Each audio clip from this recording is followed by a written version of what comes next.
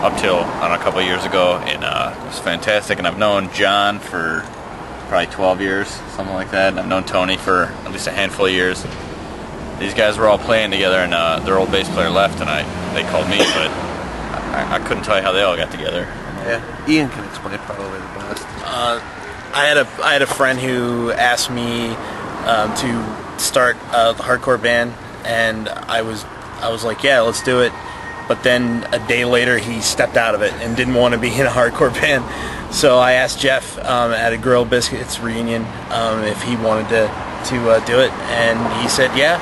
And then we played for a month or two, and then we got John, and John started playing with us. Yeah, it's pretty sweet. We wrote some songs. Yeah, wrote some songs, and then we got Tony to be in it. And oh, you guys played with Tony in like another 7 seconds, right?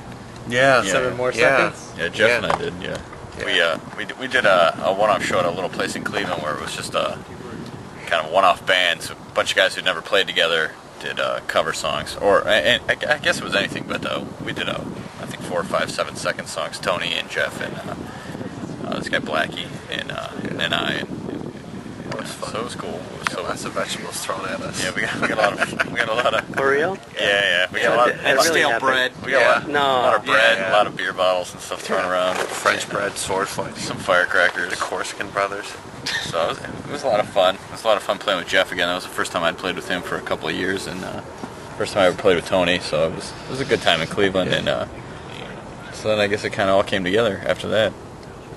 A few words about your scene down there. Well, I mean, You're sometimes skipping it's. when Tony got in then. Well, I don't know that part of the story. Well, then after Jeff and you guys have played together, and then we're like, shit, Tony needs to be in a fucking hardcore band because he hadn't been in one for a little bit. He had a little lag in his bands, so Jeff called up Tony, brought him into pretty much like right away into the demo recording, right? Well, we practiced like twice. something like that. Your past experience in hardcore? Oh, they're sorted. I don't know if you want to know about that. Yeah, let's do it. We got tape. Bunch of bands you probably heard of, some you probably haven't, and just wanted to sing for a band again. Okay. And I knew the fellas and came to practice, and I said, shit, the fucking drummer's a good drummer. I think this will work out. They had some good songs and wrote the lyrics, and here we are. So you guys are on a tour right now of Canada or States or something like that? Just a couple shows, 3 shows. Those shows. First time here as a band? I've never been to Montreal. I think he played here a couple times A before. while ago. So were you guys heading afterwards? We're going home. Oh yeah, straight home. Yeah. So why did you guys decide to do a hardcore band? When you guys said like, oh well, Tony needs to do another hardcore band again, like why?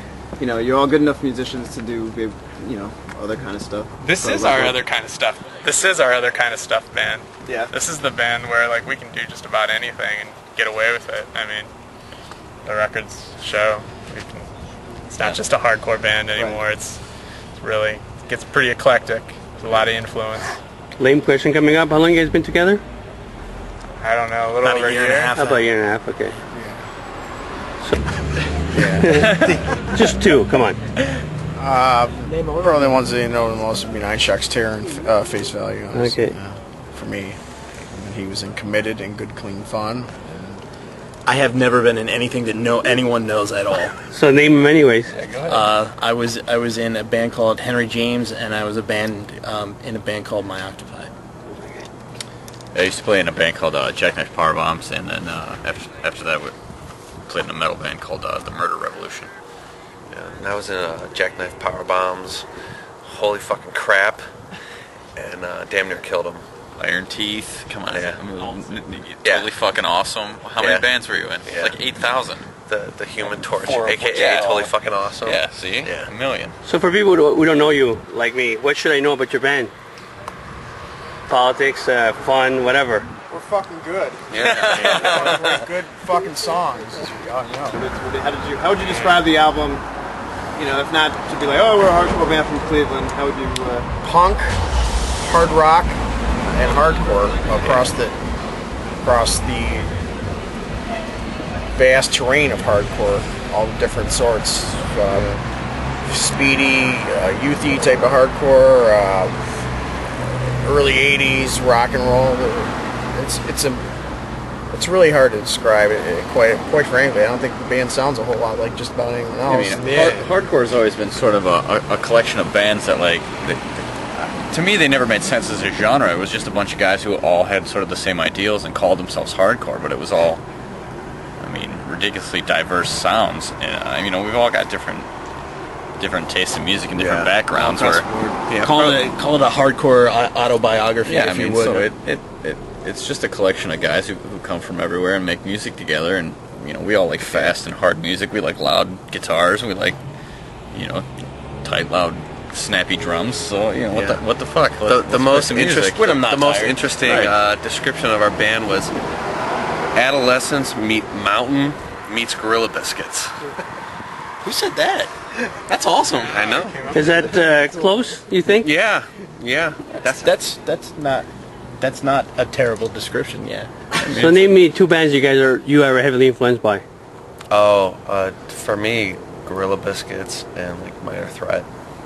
You? Yeah, I mean, Elvis Costello and left field Rush. I mean, really. But You're out of nowhere. Gorilla Biscuits. Well, I'm in Canada. Minor Threat, I thought I'd throw 7 that out seconds. there. I don't know, Judge and AF. What was the question again? 2 bands that influence you a lot. Probably MC5 and Motorhead. There we go. And last question would be anything to plug? Any bands you guys want to plug here in this interview that people will see? Projects, websites, anything, artists? Plug Man at the World Records. And, he's the guy responsible for us being here on the weekend. So it's outstanding. So I'll plug him all day long. Okay. Yeah, Dan at Mad at the World, and we've also got our friend Chris from High Anxieties putting out a 7-inch for us, and another friend Ed from Livewire is putting out a 7-inch for us, and that's about it. Yeah. I have nothing to plug. Nothing really. I like to plug John's other band, Right Idea. They're awesome Cleveland straight edge hardcore band. Do you guys have MySpace, something like that? Redirect it if you just go to cheaptragedies.com. Okay. It's a lot easier.